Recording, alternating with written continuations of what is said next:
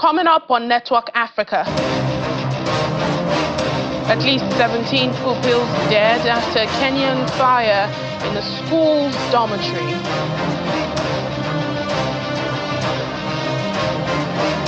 It's day 3 at the Forum on China-Africa Cooperation. Nigeria's president calls on global leaders to embrace multilateralism. Plus, Egypt's Army Chief of Staff inspects the security situation on the Egypt-Gaza border. Hello and welcome to the program. It's the last edition for the week. I'm Layo Olarinde. We begin in Kenya, where at least 17 young children have died after their school dormitory caught fire. There are fears the death toll could rise on Friday, with 14 other children taken to hospital with injuries. The Ministry of Education says more than 150 pupils were in the dormitory when the fire began at around midnight local time, and this is at the Hillside Endarasha boarding school in central Kenya. The school caters to children aged between 5 and 12. According to local media, the blaze spread very fast as most of the buildings in the school is made of timber. A team of investigators, including forensic experts, have been deployed to the school, although the cause of fire is still unknown. Well, joining us now is Juma Majanga, the VOA's reporter in Nairobi, Kenya, for more on this. Hello, Juma. Thank you so much for your time. Well, let's begin with the latest. What can you tell us is the update at this time?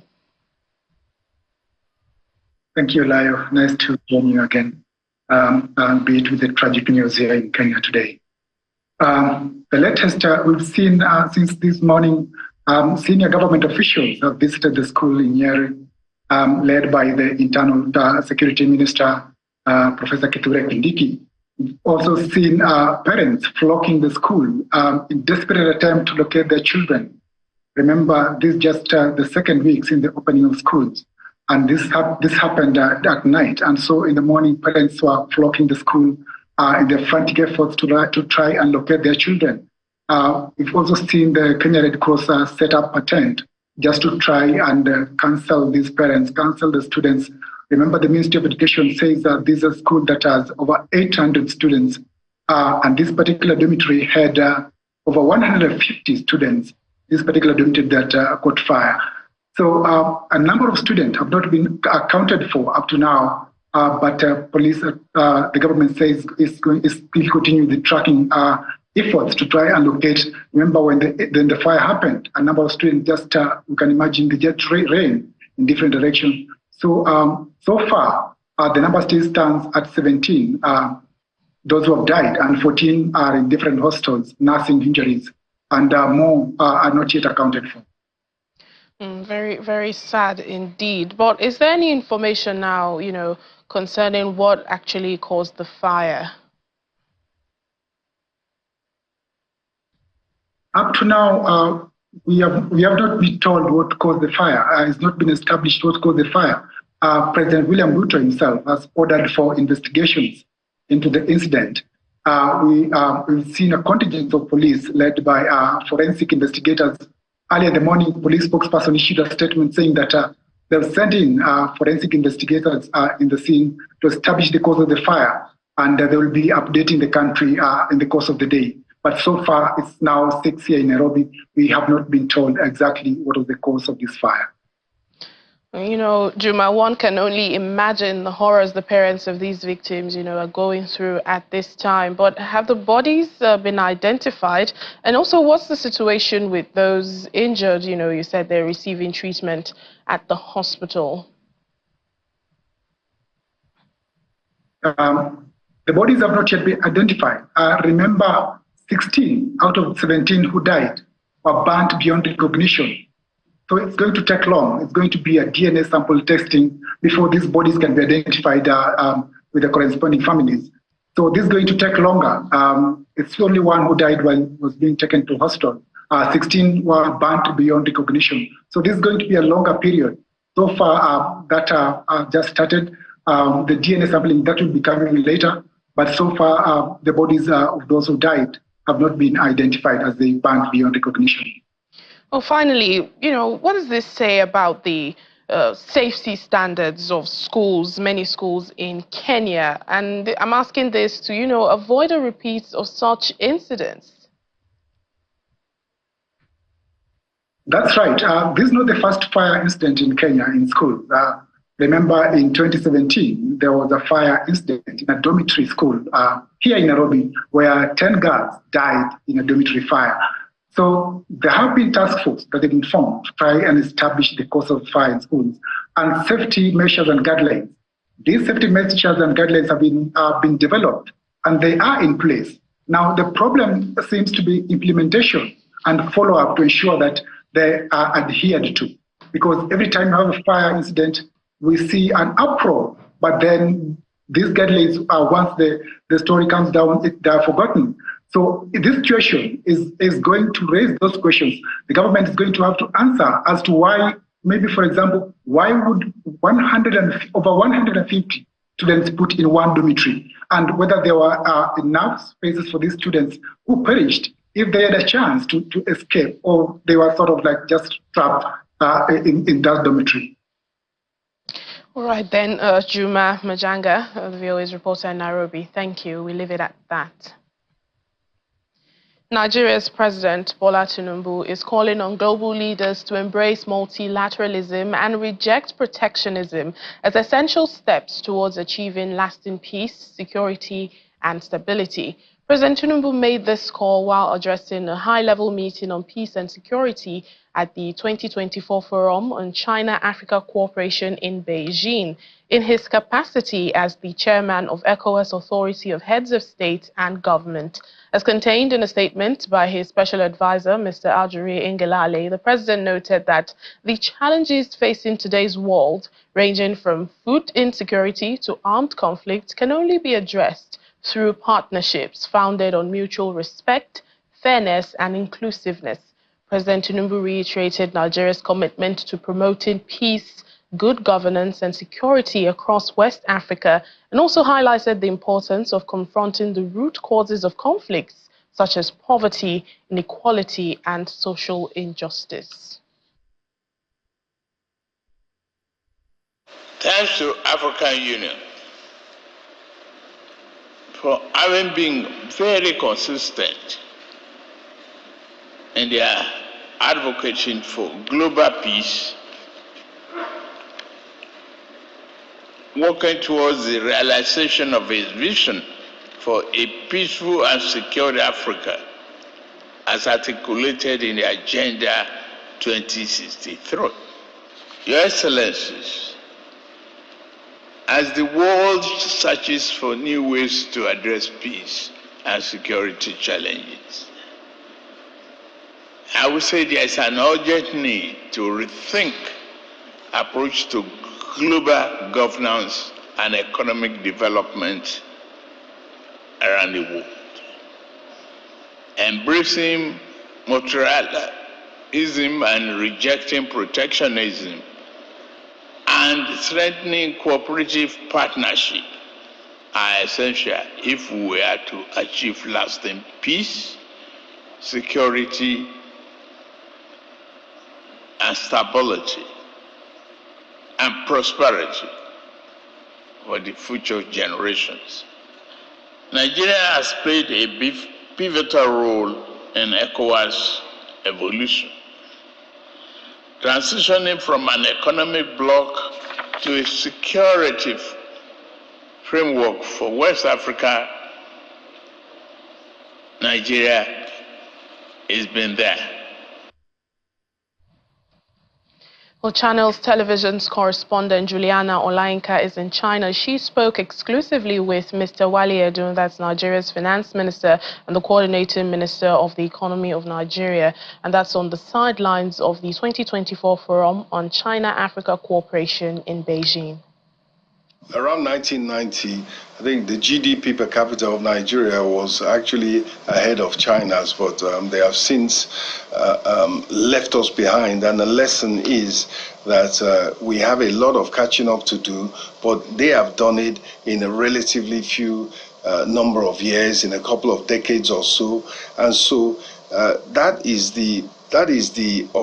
should be our own objective. That should be the example that we must look to follow, that we must have rapid, sustained, and inclusive growth year after year for a decade, for 2 decades, and then that will take us to the kind of modernity, the kind of advance, the kind of lifting of people out of poverty on a massive scale. They have achieved it here, and that indeed is the objective of President Bola Ahmed Tinubu. In terms of the domestic economy, all the signs are that, yes, the corner is being turned.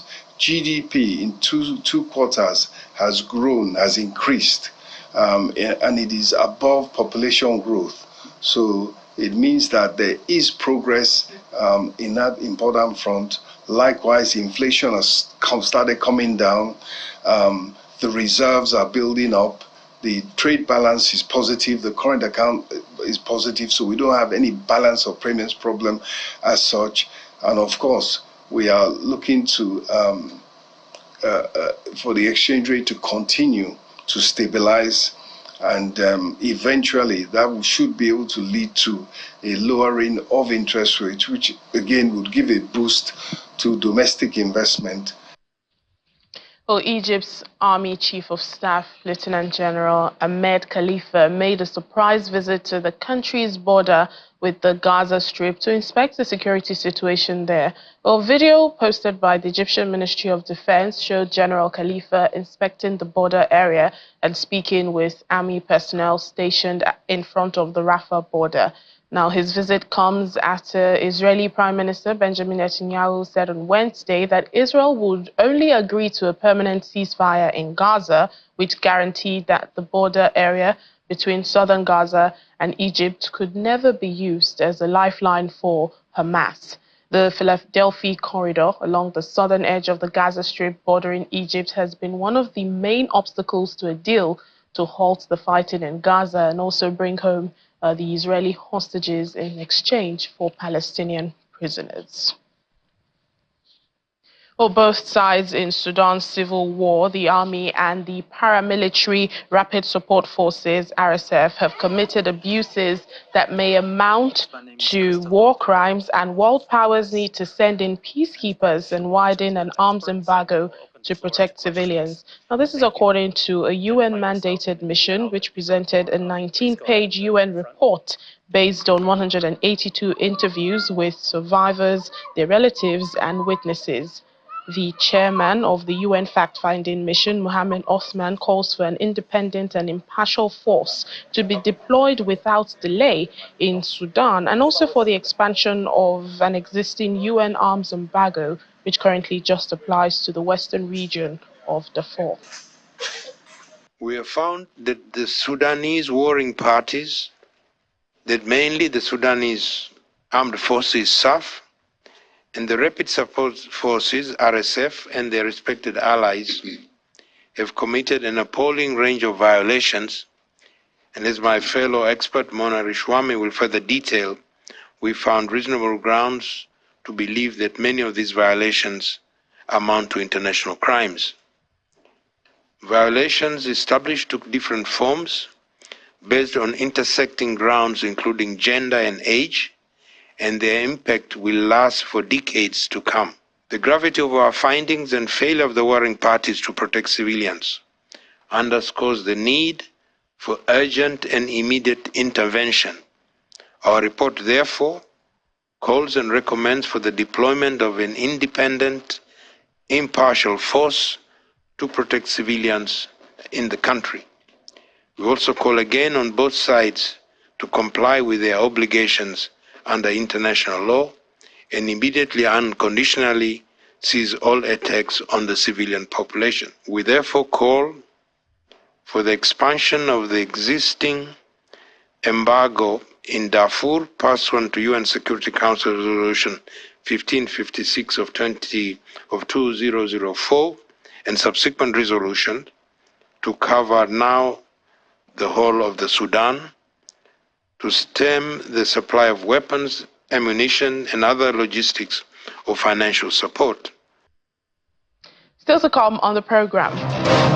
More tributes and reactions trail the death of Ugandan Olympian Rebecca Cheptegei as tributes pour in.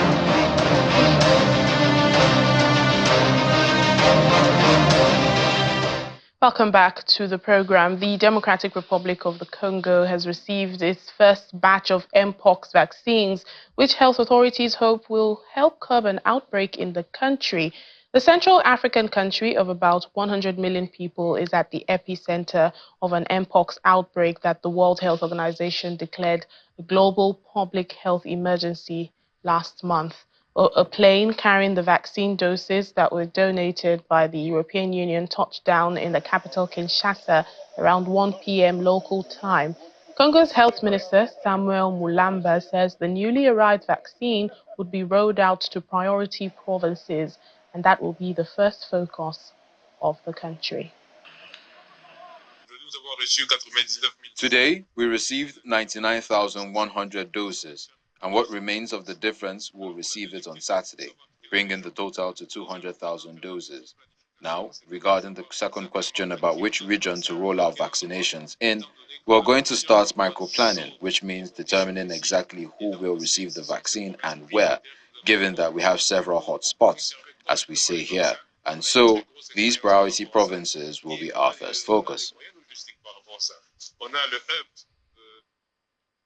The death of Ugandan Olympian and long-distance runner Rebecca Cheptegei has devastated friends and family and has left the East African athletic community reeling. Well, ordinary women sympathetic to her story have also been speaking on the gruesome killing. Officials from Ugandan Olympics Committee say they had been privy to her personal domestic problems, but never thought it would get to this tragic event. It's pain and sorrows at the Moi Teaching and Referral Hospital in Eldoret, Kenya, after news broke of the death of Ugandan Olympic marathon runner Rebecca Cheptegei. Her family, visibly heartbroken and sad, say their daughter was a good and polite child, asking the government to protect her children and properties, especially the land that brought problems. Ugandan sports officials expressed their condolences and sadness upon hearing the news. The Ugandan Olympics Committee called her a jolly girl who was a great team player. She was a jolly girl, very personable, but we also found out that she'd been having troubles with her partner in Kenya. Domestic issues, and I think she had lodged a complaint with police. We never thought that it would become this tragic, resulting in her being torched and then the fatal injuries that she suffered. We have fond memories of her. We really had a great time, and she was a good team player, but also very soft-spoken and always really wanting to do her very best. We are in constant touch with the Republic of Kenya, and we have given our counterparts all total benefit of doubt, and they have assured me that justice will be done. Whoever was behind these acts will definitely, the laws of Kenya will be able to take its course. Rebecca Cheptegei, a 33-year-old mother of two, died on Thursday morning after suffering severe burns. Her ex-boyfriend doused her in petrol and set her on fire on Sunday outside her house in northwestern Kenya. On the streets of Nairobi, the women questioned the motive behind such wicked acts. I think it's really sad, and a really sad state where women are killed, and after the killings you find that there's victim blaming. They say maybe the lady provoked the guy. It's still, I don't think there's any justification for killing women. She's an icon. Young girls were looking up to her and actually emulate or walk into her steps.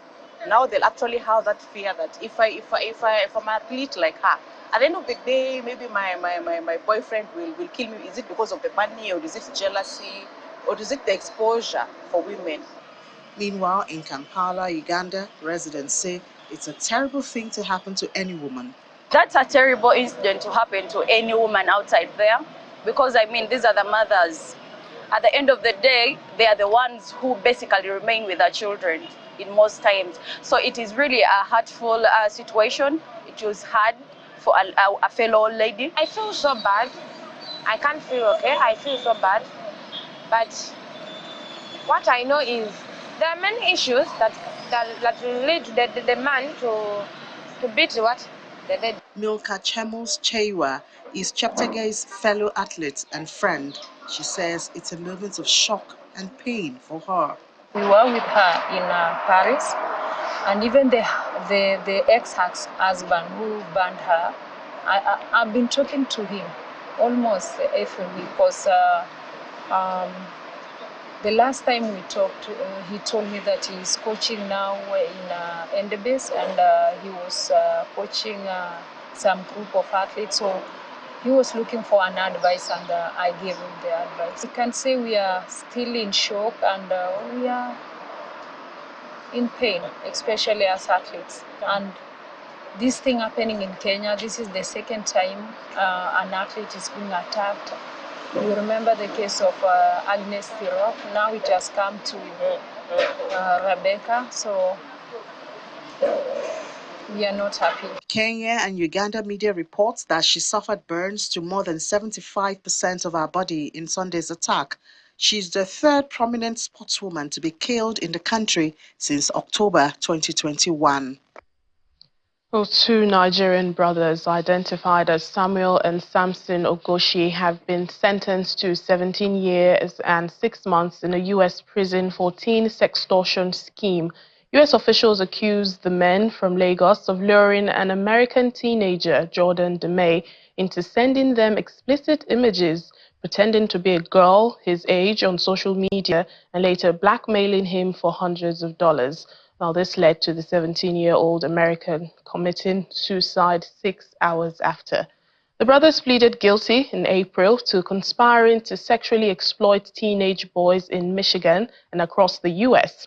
At least 38 other U.S. victims have been identified as being targeted by the men, 13 of them minors. In court, the judge said the crimes showed a callous disregard for life, especially given they continued targeting other victims after learning that Jordan had died. Both brothers apologized to Jordan's family, saying they made a bad decision to make money and wish they could change that. It's the first case of its kind. U.S. police had tracked the criminals to Lagos last year and successfully extradited them for trial. And as we end the program today in Lagos, the Committee of Wives of Lagos State officials prepare for the 24th edition of the National Women Conference coming up next week, Tuesday. Wife of the Lagos State Governor led other women to ancient town of Badagry to create awareness on this year's conference. Wife of the Lagos State Governor, Dr. Ebijoke Sanwo-Olu, alongside wife of the Deputy Governor, Oluremi Hamzat, and other women are here in Badagry area of the state to create awareness on the forthcoming 2024 National Women Conference.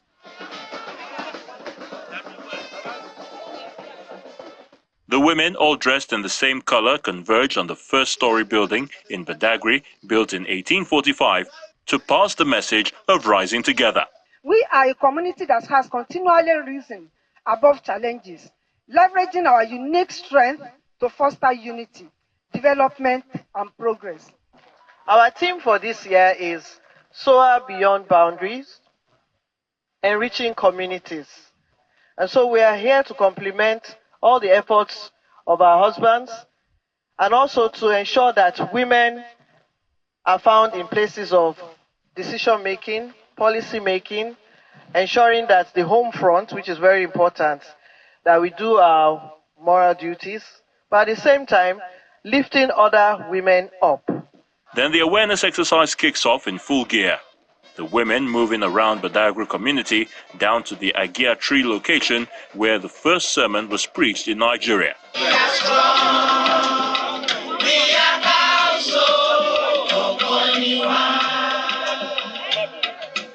the women also stopped over at Vlekete Slave Market, which was established in 1502, and the market was significant during the Atlantic slave trade in Badagry.